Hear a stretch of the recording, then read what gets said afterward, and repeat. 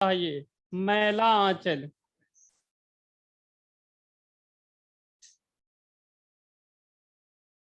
जुलूस, मुझे याद है।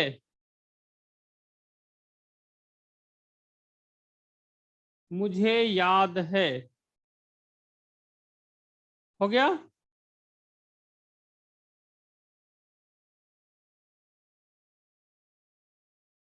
आगे, समय की शिला पर।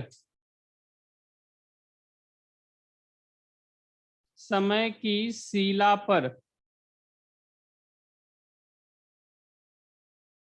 अग्निखोर।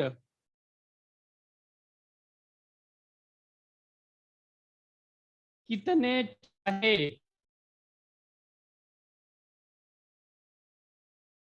कितने चौराहे। ठुमरी।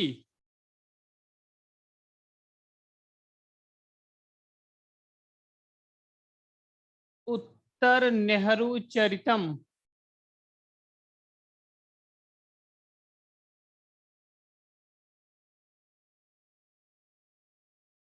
दीर्घतया।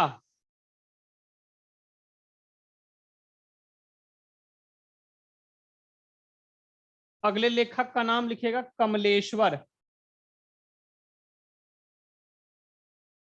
अगले लेखक का नाम कमलेश्वर। लिख दें। कमलेश्वर। लिखिए, इनका पूरा नाम।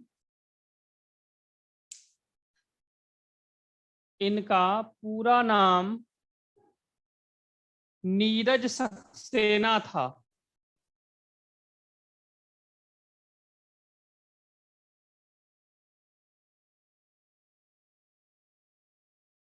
इनका पूरा नाम नीरज सक्सेना था।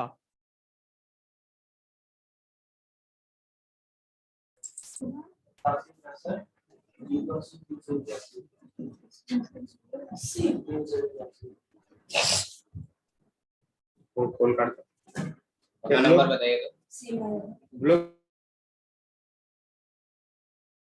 इनका पूरा नाम नीरज सक्सेना था। रचनाएं लिखिएगा। सुबह दोपहर शाम। सुबह दोपहर शाम।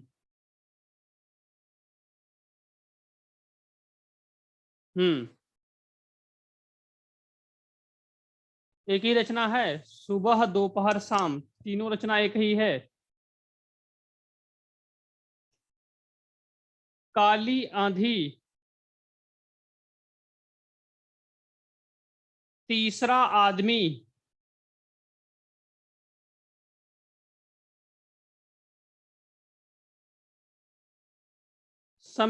समुद्र में खोजा हुआ जल।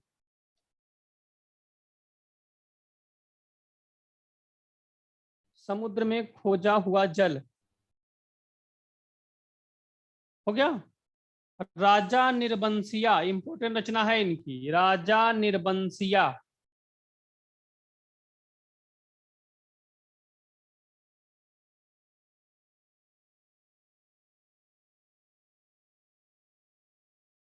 नीली झील। नीली झील।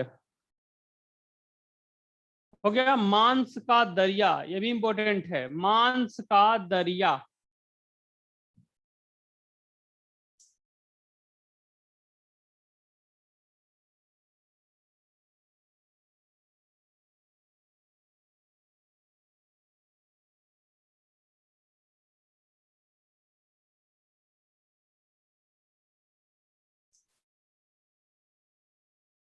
अगले राइटर लिखिएगा रस खान।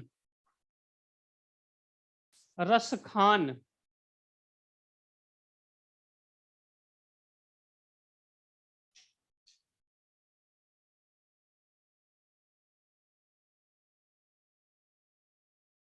लिखिए, रस खान का पूरा नाम सैयद इब्राहिम था। रसखान का पूरा नाम सैयद इब्राहिम था।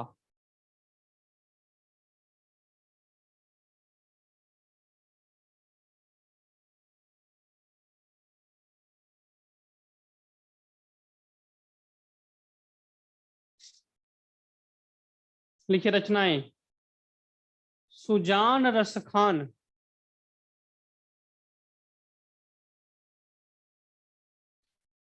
सुजान रसखान। प्रेम वाटिका, दान लीला, अष्टयाम। खूब रचना उनकी पूछी जाती है। एक देखिए अष्टयाम नाभादास की भी है, एक अष्टयाम इनकी भी है, ठीक ना। आगे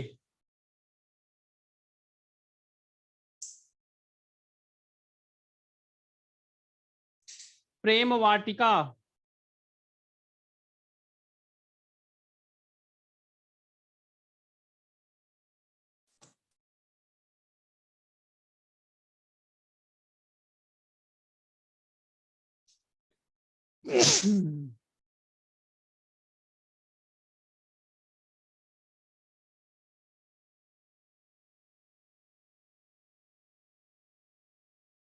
सुमित्रा नंदन पंत जी को हमने बता दिया है। सुमित्रा नंदन पंत जी हो गए हैं। अच्छा, हरिवंश राय बच्चन,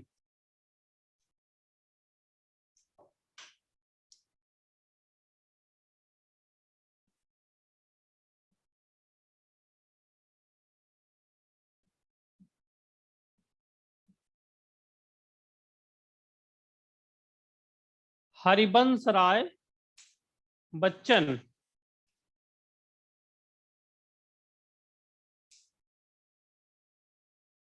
देखिए यह हिंदी में, यह हिंदी में हालावाद के प्रवर्तक के रूप में जाने जाते हैं। यह हिंदी में हालावाद के प्रवर्तक के रूप में जाने जाते हैं।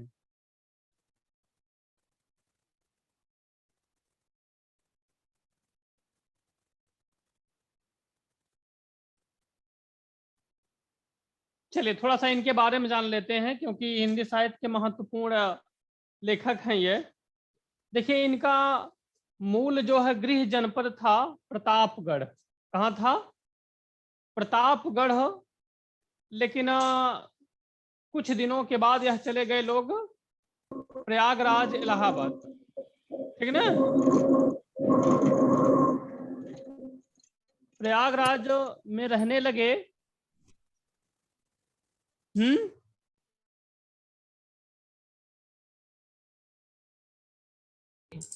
ऑप्शन पूछा है, यहाँ पे आपका नाम पूछेगा तो आपका। सर आप मिस्टर इंडिया हो गए हैं क्या?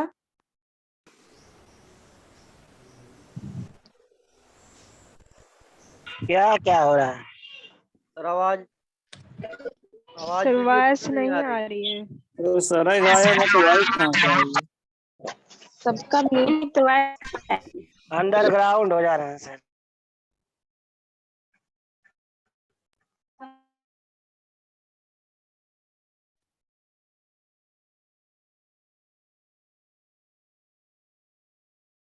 वीडियो आ रही है?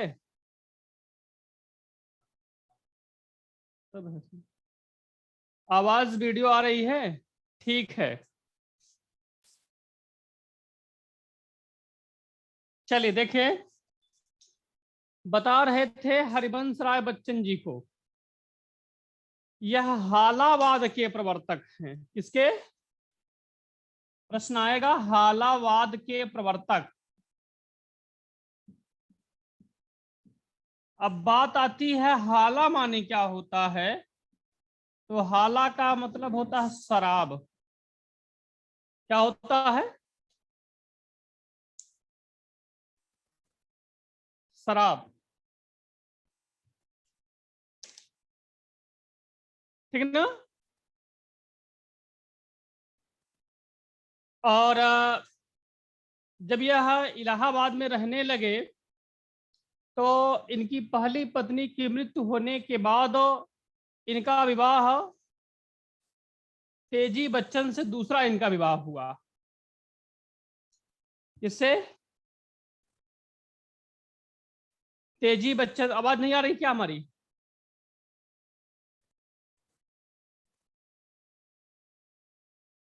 आवाज नहीं आ रही है? आ रही है, ठीक है। तेजी बच्चन से इनका दूसरा विवाह हुआ। यह इलाहाबाद विश्वविद्यालय में अध्यापक थे। किस विषय के बताना है? इलाहाबाद विश्वविद्यालय जानते हैं ना? इलाहाबाद विश्वविद्यालय में यह किस विषय के अध्यापक थे? हिंदी में बताइएगा, बता दे रहा हूं। हिंदी के अध्यापक नहीं थे, यह इंग्लिश के अध्यापक थे, अंग्रेजी पढ़ाते थे।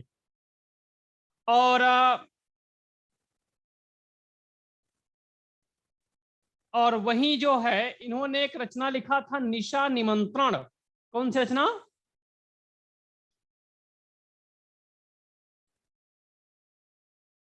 अमिताभ जो है दूसरी बीवी से, तेजी बच्चन से।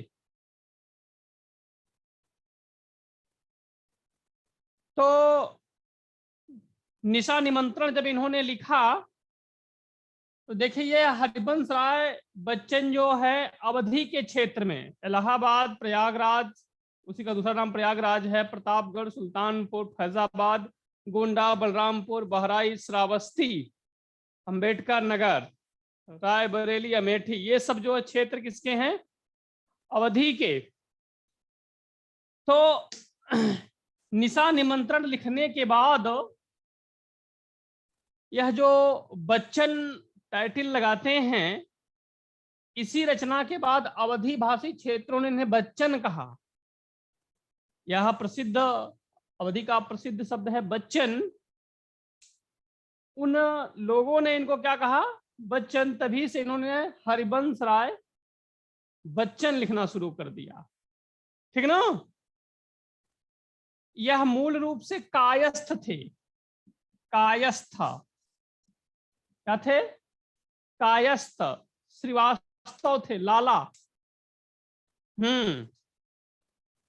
कभी पूछ लिया जाए कि हिंदी साहित्य के दो सर्वश्रेष्ठ कायस्थ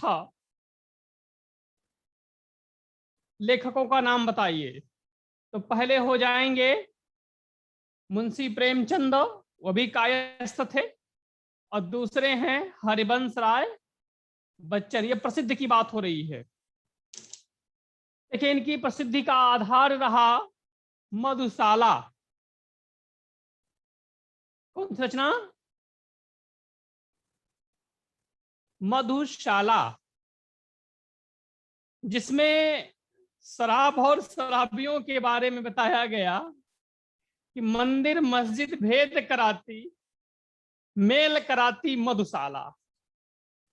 इसमें उन्होंने लिखा कि ये जो मंदिर है, मस्जिद है, ये भेद कराते हैं, यहाँ हिंदू जाएगा, यहाँ मुस्लिम जाएगा, लेकिन ये जो मधुशाला है वह मेल कराती। वहां ना कोई हिंदू है, ना कोई मुस्लिम है, ना कोई सिख है, ना कोई ईसाई है, सब जो है मधुशाले में एक ही प्याले में चले जाम पे जाम। और कहा भी गया है, लोग कहते भी हैं, कहते भी हैं, बजे न मंदिर में घड़ियाले, बजे न मंदिर में घड़ियाले, चढ़ी न प्रतिमाओं पर माला, रहे मुबारक पीने वाले, खुली रहे यह मधुशाला। ठीक ना। बजे मंदिर में घड़ियाले, मंदिर में घंटे नहीं बजे, और ना ही उनके प्रतिमाओं पर क्या चढ़ी, माला। रहे मुबारक पीने वाले, खुली रहे यह मधुशाला। चलिए तो आगे देख लेते हैं, रचनाएं लिखिएगा। रचनाएं देखिए, कभी कभी सीरियल आ जाता है, इसका सीरियल पूछा गया था, तो मधुशाला, मधुबाला, मधुकलश।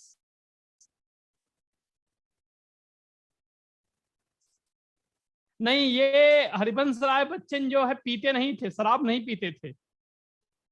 हालांकि इनके घर जो है शराब का व्यवसाय था, लेकिन यह शराब नहीं पीते थे, ठीक ना। इनके पूर्वज शराब के व्यवसायी थे, लेकिन यह शराब नहीं पीते थे, ठीक ना। प्रीति गुप्ता।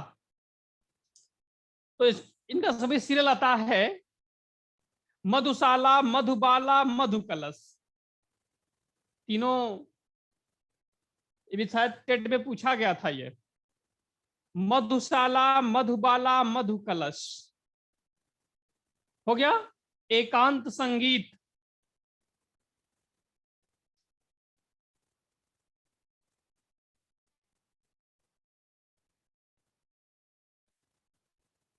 मिलन यामिनी, मिलन यामिनी। सूत की माला, खादी के फूल,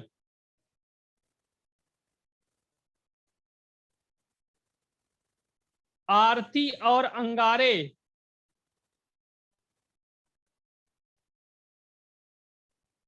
बुद्ध और नाच घर,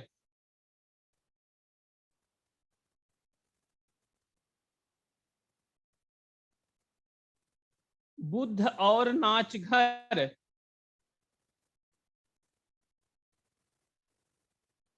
बंगाल का काल, चार खेमे 64 खूंटे, चार खेमे 64 खूंटे, निशा निमंत्रण।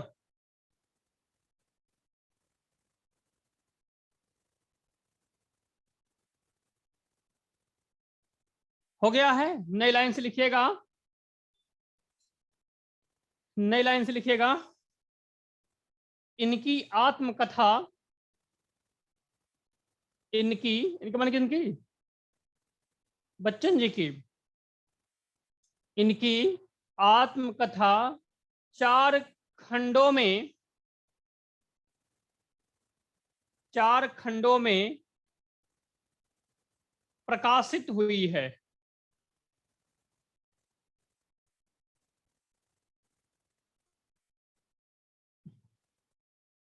क्या भूलूं क्या याद करूं, सब इंपॉर्टेंट रचनाएं हैं ये। क्या भूलूं क्या याद करूं,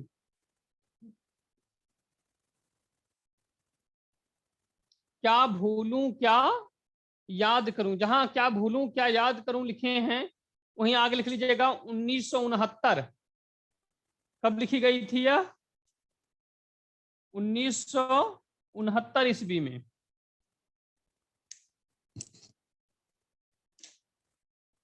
आगे, नीड़ का निर्माण फिर,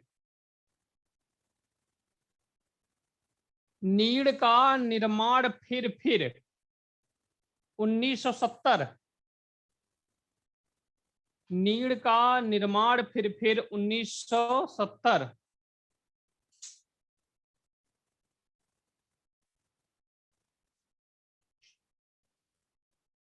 बसेरे से दूर 1971।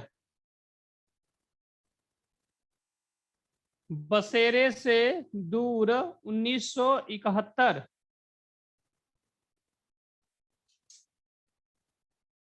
10 द्वार से सोपान तक 1985।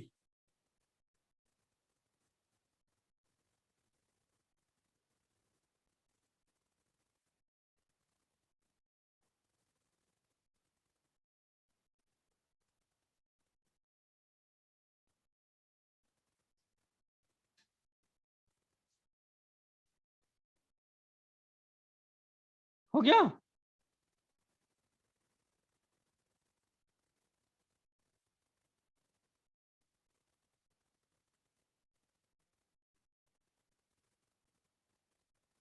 सब लिख लिए हैं? फिर से सब मिला लीजिएगा। क्या भूलूं क्या याद करूं, 1969, नीड़ का निर्माण फिर 1970, इन्हें लिखे हैं। बसेरे से दूर 1977, 77, और 10 द्वार से सोपान तक 1985। सब डेट क्लियर है ना?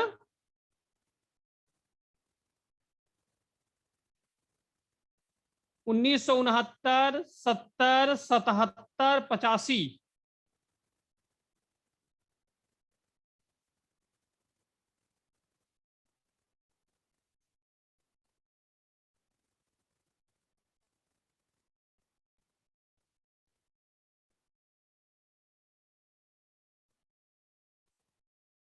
आगे लिखेगा। अगले राइटर हैं केदारनाथ अग्रवाल। केदारनाथ अग्रवाल।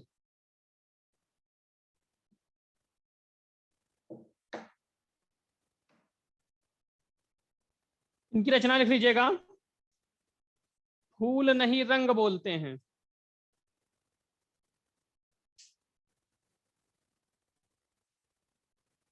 फूल नहीं रंग बोलते हैं। युग की गंगा, युग की गंगा, नींद के बादल,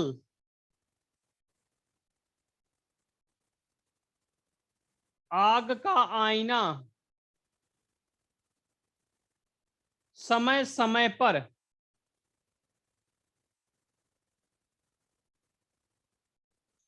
माझी बंसी ना बजाओ। इंपोर्टेंट रचना है, अभी परीक्षा हुई थी इसमें पूछा गया था। माझी बंसी ना बजाओ। हाँ, माझी बंसी ना बजाओ।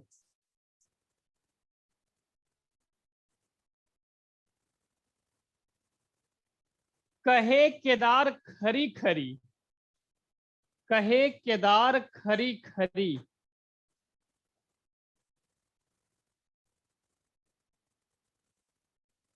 जमुन जल तुम, जमुन जल तुम, कहे केदार खरी खरी, जमुन जल तुम, हे मेरी तुम। इंपोर्टेंट रचना है ये, हे मेरी तुम।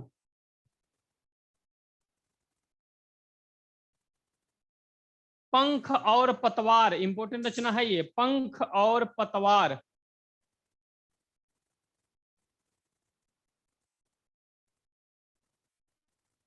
विचार और बाधा,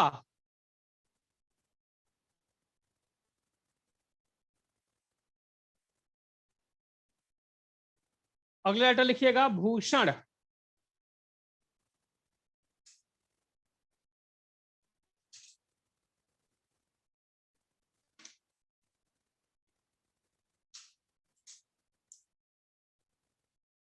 भूषण लिखे। हिंदी साहित्य में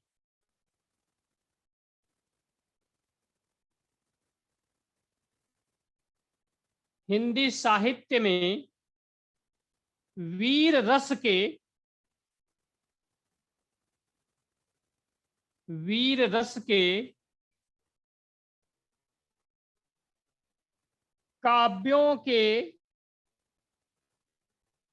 काव्यों के गायकों में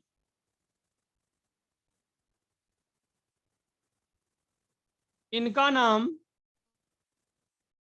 इनका नाम सबसे ऊंचा है।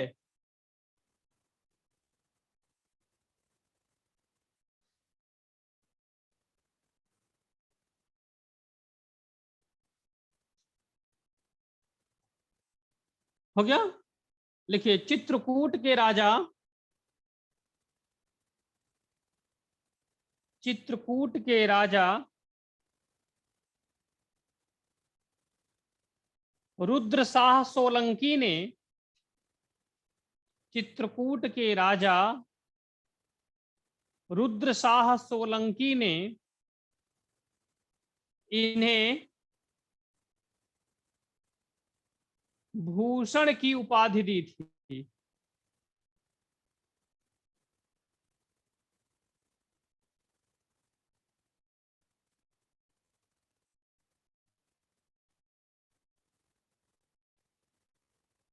रचनाएं लिखिएगा।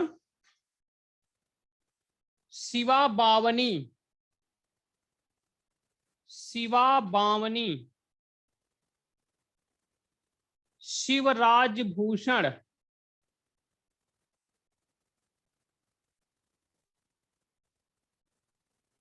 शिवराज भूषण, छत्रसाल दशक,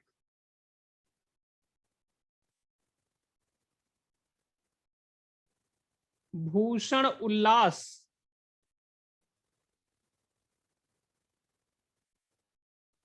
दूषण उल्लास, भूषण उल्लास के बाद दूषण उल्लास, भूषण हजारा,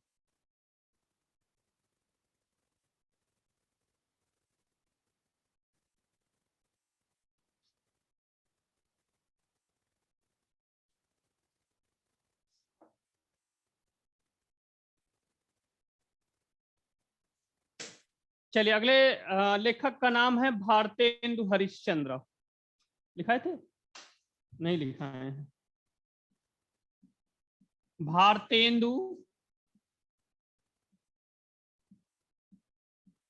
हरिश्चंद्र।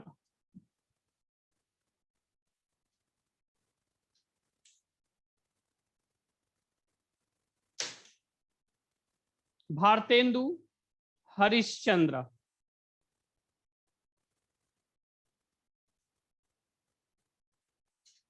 भारतेंदु हरिश्चंद्र के बारे में लिखा दिए हैं क्या? नहीं लिखाए हैं, हमको तो नहीं लगता है लिखा दिए हैं।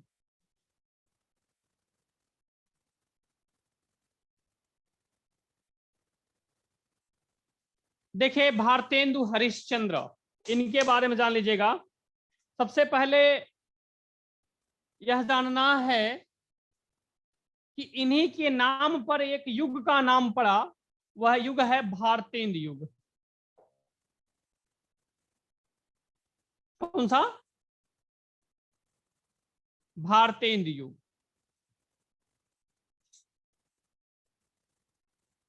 ठीक ना? देखिए जैसा घर का वातावरण रहता है वैसा प्रभाव बच्चों पर पड़ता है। अधिकांशतः यह मान लिया जाता है कि जैसा घर का वातावरण रहेगा बच्चे पर कहीं ना कहीं से उसकी छाप दिखाई देगी। ठीक ना? तो इनके पिता गिरधर दास, कौन? भारतेंदु जी के पिता का नाम गिरधर दास, बनारस के एक प्रसिद्ध विद्वान थे, साहित्य सृजनकर्ता थे, साहित्य के अच्छे जानकार थे। तो विद्वानों की मंडली जो है, उस समय बनारस के जितने विद्वान थे, साहित्यकार थे, वह इनके घर आया करते थे इनके पिताजी से मिलने के लिए। और जब वह आपस में बातचीत करते थे तो यह भारतेंदु भी उनकी बातों को सुनते थे और कहीं ना कहीं उनसे प्रभावित होते थे। आप सोचिएगा कि मात्र 6 वर्ष का बालक, कितने? भारतेंदु जी मात्र 6 वर्ष के थे और 6 वर्ष की उम्र में कविता लिखकर इन्होंने अपने पिता को आश्चर्यचकित कर दिया था। आप सोचिएगा कि 6 वर्ष की अवस्था में सही से कोई नाक भी नहीं पहुंच पाता। ठीक ना? इतने विद्वान व्यक्ति थे कि 6 वर्ष की अवस्था में इन्होंने रचना करके, काव्य रचना करके, कहानी नहीं, काव्य रचना करके इन्होंने अपने पिता को आश्चर्यचकित कर दिया था। 17 वर्ष की अवस्था में, कितने, 17 वर्ष की अवस्था में इन्होंने कवि वचन सुधा नामक मैगजीन निकाल दी। कौन सा? कवि वचन सुधा नामक पत्रिका के संपादक बन गए। कितने साल की उम्र में? 17 साल की। और मनोविज्ञान में तो आप जानते ही हैं 17 वर्ष की अवस्था को तूफानों की अवस्था कहा जाता है, अहंकार का समय कहा जाता है। यह समाज में तात्कालिक स्थितियों का वर्णन किए। इन्होंने ही सर्वप्रथम महिलाओं के लिए स्पेशल पत्र निकाला, विशेष पत्र निकाला, बाला बोधिनी, ठीक ना। महिलाओं के लिए इन्होंने अलग से केवल महिला हितों से संबंधित हिंदी का प्रथम समाचार पत्र बाला बोधिनी। इसके बाद देखिए इन्होंने भारत की स्थिति पर कैसे टिप्पणी किया। जैसे दूध है ना, दूध से यदि क्रीम आप निकाल देंगे, मक्खन निकाल देंगे, तो दूध का कुछ वैल्यू है, खत्म। वही हाल ये समझाया करते थे कि जो ये अंग्रेज हैं, यह मक्खन क्रीम घी निकाल ले रहे हैं और डस्ट हम लोग पा रहे हैं। देखिए इनके काव्य गुरु थे राजा शिव प्रसाद सितारे हिंद। कौन? राजा शिव प्रसाद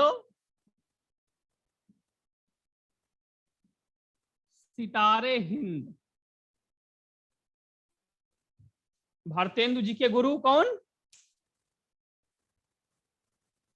राजा शिव प्रसाद सितारे हिंद। राजा शिव प्रसाद सितारे हिंद शिक्षा विभाग में इंस्पेक्टर थे, निरीक्षक थे। कौन? राजा शिव प्रसाद सितारे हिंद शिक्षा विभाग में इंस्पेक्टर थे और अंग्रेजों के कृपा पात्र थे। किसके पात्र? अंग्रेजों के कृपा पात्र थे, चापलूस भी कह सकते हैं। और अंग्रेजों ने ही इनको उपाधि दिया था सितारे हिंद, हिंद का सितारा। देखिए यह चाहते थे, राजा शिव प्रसाद सितारे हिंद चाहते थे कि हिंदी में अरबी और फारसी के भी शब्दों का प्रयोग हो। भारतेंदु हरिश्चंद्र जी के गुरु राजा शिव प्रसाद सितारे हिंद यह चाहते थे कि हिंदी के साथ साथ अरबी और फारसी को भी पढ़ाया जाए, हिंदी में बाकायदे उसका प्रयोग हो। लेकिन हरिश्चंद्र जी चाहते थे प्योर हिंदी हो, शुद्ध हिंदी हो।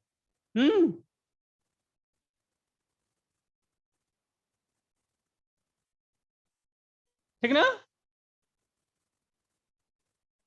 इसीलिए इन्होंने कहा निज भाषा उन्नति आहे, निज भाषा उन्नति आहे, सब उन्नति को मूल, पढ़ निज भाषा ज्ञान के, मिटे नहीं को सूल। किसने कहा? इसके बाद बनारस के अखबारों ने इनको उपाधि दिया, बनारस के पत्रकारों ने इनको कहा भारतेंदु। अगर ये हिंद के सितारा हैं तो ये क्या है? भारत के चंद्रमा हैं। कभी कभी प्रश्न आता है भारतेंदु उपाधि किसकी प्रतिस्पर्धा में मिली? किसकी प्रतिस्पर्धा में?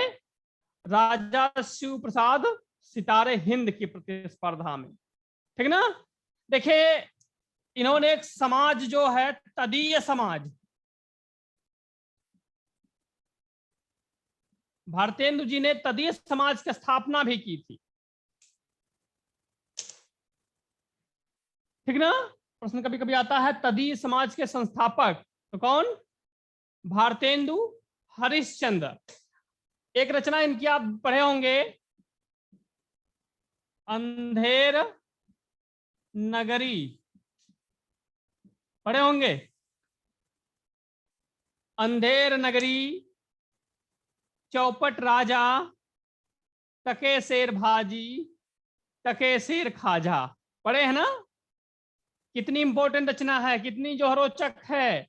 उस रचना को मात्र इन्होंने एक रात में लिखा था।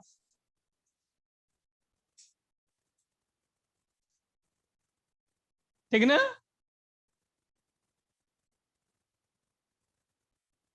भारतेंदु जी अंधेर नगरी को कितने दिनों में लिखे थे? मात्र एक रात में लिख डाले थे। इनका जीवन काल बहुत कम था। 1950 में जन्म हुआ, 85 में यह मर गए, मात्र 35 वर्ष की अवस्था में। सोचिएगा कि यह व्यक्ति इतना विद्वान व्यक्ति था, अगर 100 वर्ष या कबीरदास जी की तरह 120 वर्ष की उम्र होती तब हिंदी में क्या हुआ होगा। सबसे ज्यादा इन्होंने बांग्ला साहित्य का सबसे ज्यादा अनुवाद करने का श्रेय किसको है? भारतेंदु हरिश्चंद्र को। इन्होंने लगभग कुल जो है 72 ग्रंथों की रचना की है। किसने? 72 ग्रंथों की रचना इन्होंने की है इस छोटे से जीवन काल में। इसका मतलब मान लेते हैं कि एक साल में 2.5 रचना, लगभग 2 से 2.5 रचना, नहीं 35 70, हाँ 2 रचना लिखते थे।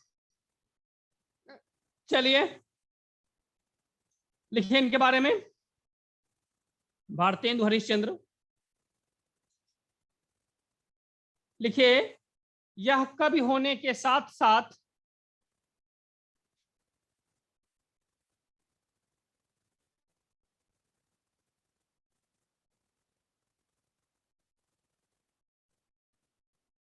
यह कवि होने के साथ साथ पत्रकार भी थे।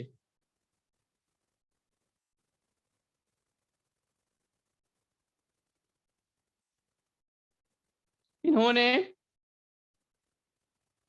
कवि वचन सुधा,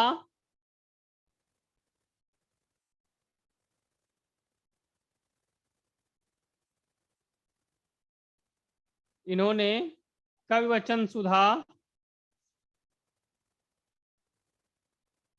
हरिश्चंद्र मैगजीन, बाद में हरिश्चंद्र मैगजीन का नाम इन्होंने हरिश्चंद्र चंद्रिका रख दिया था, एवं बाला बोधिनी,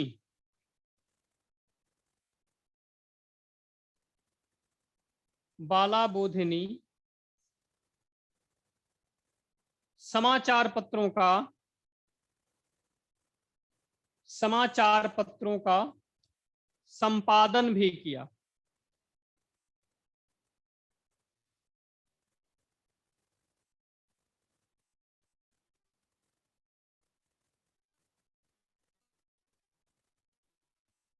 इन्होंने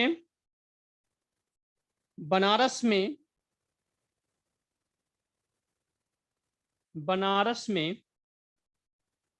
तदीय समाज की स्थापना की। तदीय समाज की स्थापना की।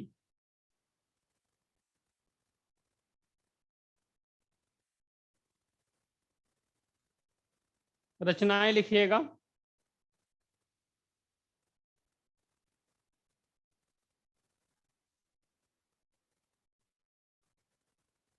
एक चीज यहां से जानिएगा कि भारतेंदु की अधिकतर रचनाएं जो है प्रेम से, और वी, वहां पे छोटी मात्रा वी जहां शुरू होती हैं, ध्यान दीजिएगा।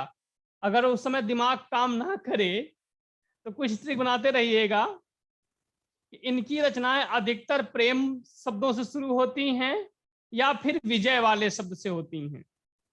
ठीक ना? प्रेम या विजय, दोनों चीज से लिखिएगा रचनाएं। प्रेम मालिका, प्रेम मालिका, प्रेम सरोवर,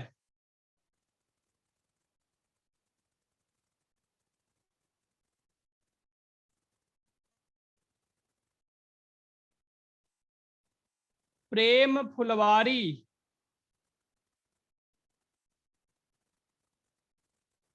प्रेम माधुरी, प्रेम तरंग, प्रेम पचासा,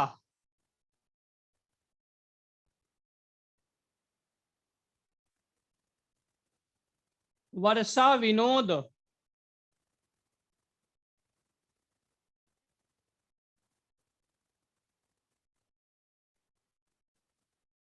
विद्या सुंदर,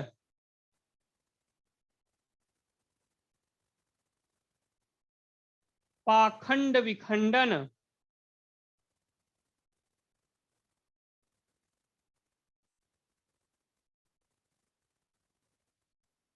मुद्रा राक्षस, भारत जननी,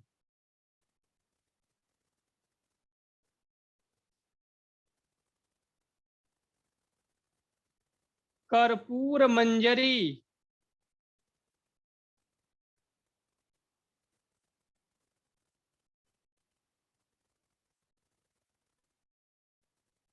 अंधेर नगरी,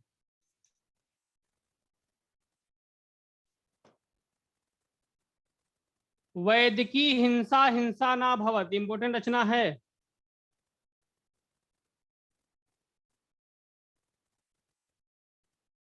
वैदिकी हिंसा हिंसा ना भवत, सत्य हरिश्चंद्र,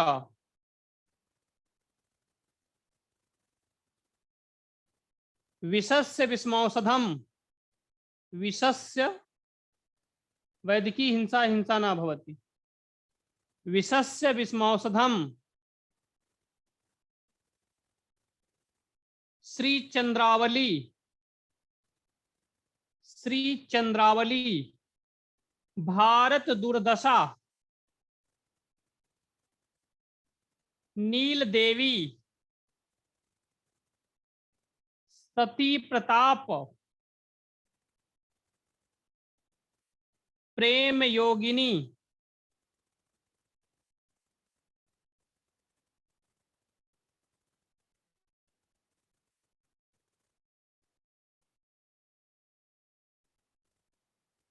अगले राइटर लिखिएगा कबीर दास। अगले लेखक हैं कबीर दास।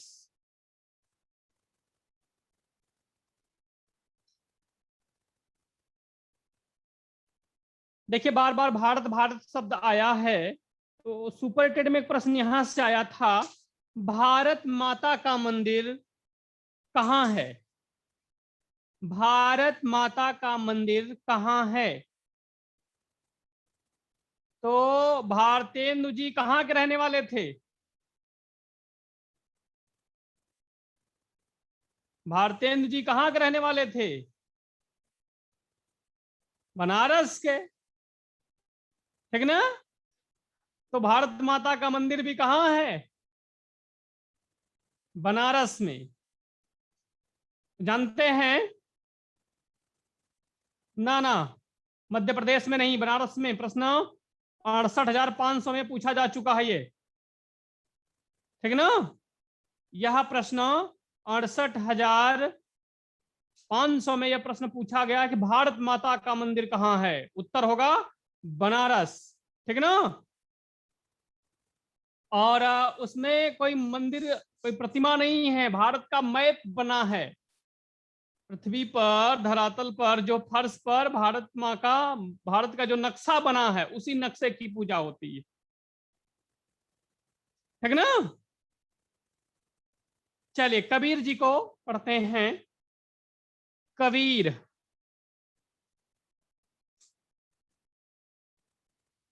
चलिए इसको देखते हैं। Next working day.